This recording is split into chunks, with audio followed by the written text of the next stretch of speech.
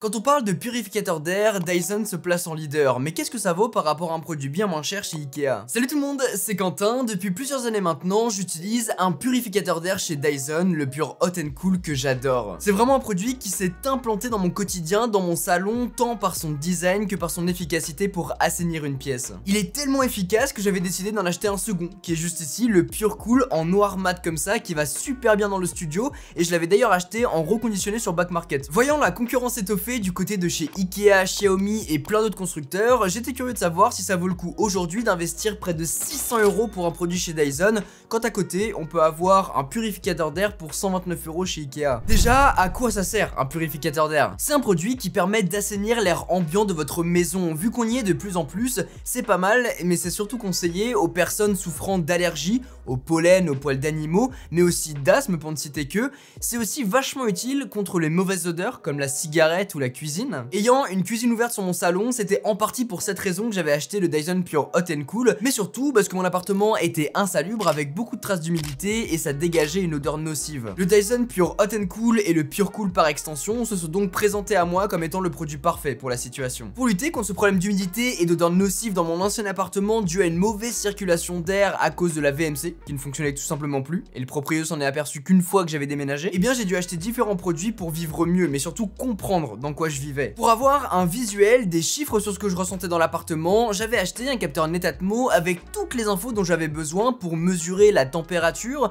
le taux d'humidité et la qualité de l'air. Pour faire descendre ces taux, j'ai du coup acheté dans un premier temps un déshumidificateur qui a été ultra efficace, mais par contre ça prend de la place, c'est moche, et ça consomme de fou. Pour ce qui est de la température, j'avais bien réglé mes radiateurs et en plus de ça, j'aérais énormément l'appartement. Finalement, après beaucoup de recherches, je me suis penché du côté du purificateur d'air et c'est là que j'ai acheté le Dyson Pure Hot and Cool. Il me permettait dans un premier temps d'ajuster la température en temps réel si je voulais augmenter un petit peu le chauffage ou le diminuer. Mais surtout, je l'ai pris pour purifier, pour assainir l'air de ma pièce, de mon appartement, et le résultat a été choquant. Dès que je l'ai allumé, il s'est mis à carburer pendant 1 heure, tout était affiché en rouge, c'était un truc de fou. Mais là où j'ai vraiment été choqué, c'est que je pouvais sentir la différence. C'était bluffant, vraiment, je sentais la différence, littéralement. Dans mon nouvel appartement, je n'ai plus ce souci, heureusement, et là où il sera le plus actif, c'est lorsque je vais utiliser des produits d'entretien ou alors quand je fais cramer le poulet. Ça va, ça arrive hein. Sinon, il s'active régulièrement dans certaines plages horaires que j'ai configurées et comme ça, c'est automatisé et j'ai plus rien à faire. Voilà, pour mon retour d'expérience sur le purificateur d'air de manière générale, j'espère que ça vous a aidé à répondre à certaines de vos questions si vous en cherchiez.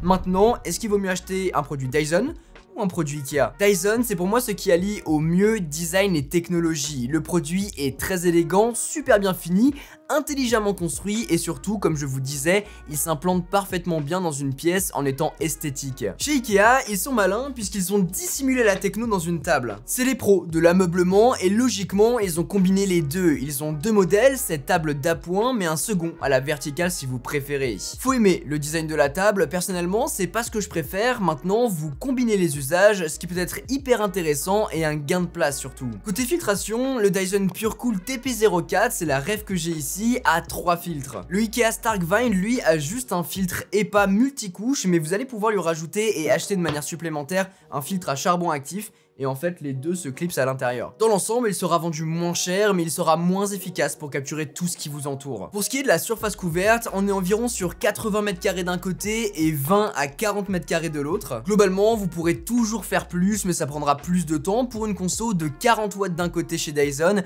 et de l'autre, on est à 30 watts en mode ventilateur. Ce qui apportera un vrai gap entre les deux, c'est déjà que le Dyson Pure Cool peut purifier et ventiler. Il fait les deux en même temps et il le fait très bien. La filtration, elle, est super efficace. Par moment, il capte une petite particule et il va se mettre à carburer de fou et c'est très rapide pour pouvoir évacuer un petit peu toutes les saloperies et les mauvaises odeurs, notamment de cuisine, je vous le disais. Chez Ikea, ça va mettre un peu plus de temps à capter quand même. Mais surtout, chez Dyson, vous avez une télécommande pour le contrôler ou bien directement avec votre smartphone via l'application Dyson Link. Dessus, vous avez un réplica de cette même télécommande, mais surtout, et ce qui nous intéresse vraiment, c'est tous les graphes auxquels on peut avoir accès pour détecter la qualité de l'air, les différentes particules polluantes et surtout à la suite, on va voir la température et le taux d'humidité dans l'air. Vous pourrez aussi l'orienter ou lui demander d'osciller, de diffuser l'air par l'avant ou par l'arrière, d'activer le mode nuit pour qu'il soit silencieux, mettre un timer, enfin bref, vous avez vraiment tout un tas d'options. C'est le gros plus chez Dyson, tout ce package d'informations qui vous permettent de mieux connaître votre environnement,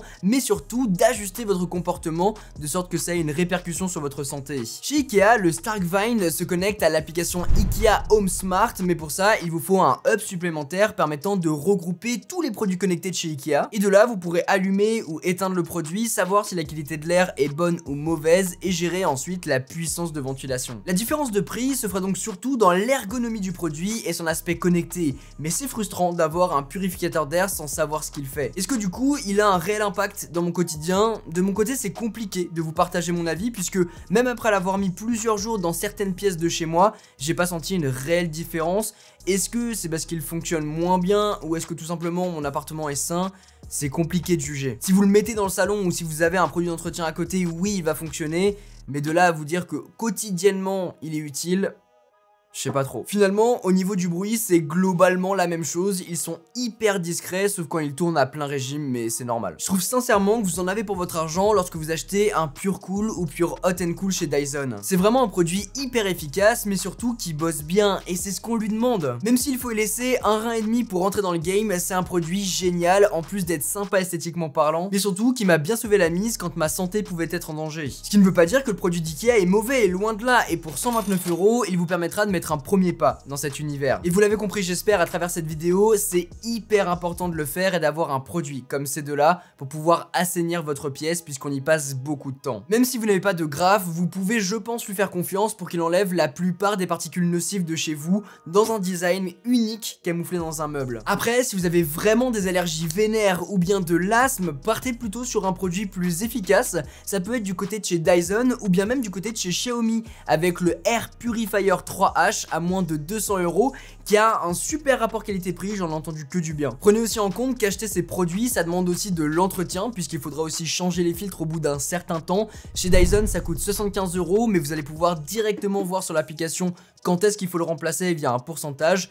Ici, bah, il faudra un peu le faire au feeling et le nettoyer de temps en temps, quoi. Petite info pour votre culture G, il existe désormais un filtre anti-formaldéhyde contre un gaz cancérigène qui peut se trouver dans nos intérieurs, dans la peinture, le sol, etc.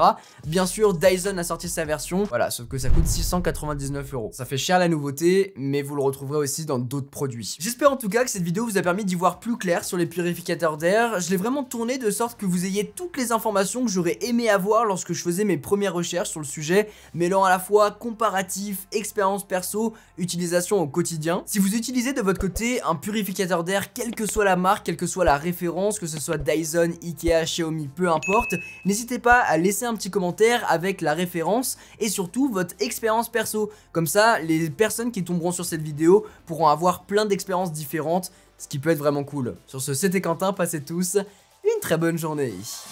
Tchou!